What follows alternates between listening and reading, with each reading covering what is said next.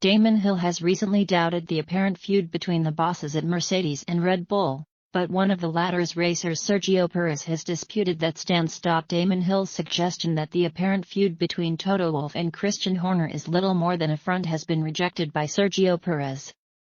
The Mexican, who has called the latter his boss over the past year, shared some insight into the way Horner works, which suggests his side of the argument, at least, comes from a place of genuine passion.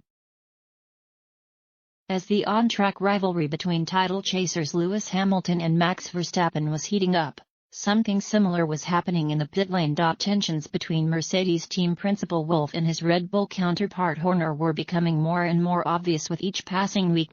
Both have been heard complaining to the FIA and race director Michael Masi during races, including at the controversial finale in Abu Dhabi. Horner got his wish after his plea to Masi to let the championship be decided under racing conditions, before Wolff was heard screaming at the Australian over the radio as the safety car was ended earlier than expected. Even in individual interviews there was some one-upmanship, as Wolff responded to being dubbed a control freak by dismissing Horner as a windbag who just wants to be on camera.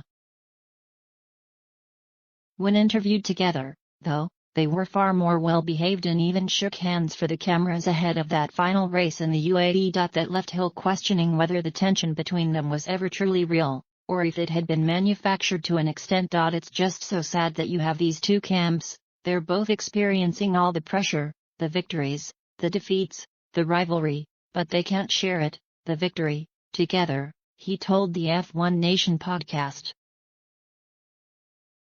Maybe one day, when the war is over, they will be able to have a cup of tea together. Christian made it abundantly clear in Qatar that he was not going to make up with Wolff. I just think it's a front. I think it's a front that they put on. The Qatar comments referred to by Hill cover Horner's pledge not to kiss Toto, so when pressed on whether the pair would eventually work out a relationship.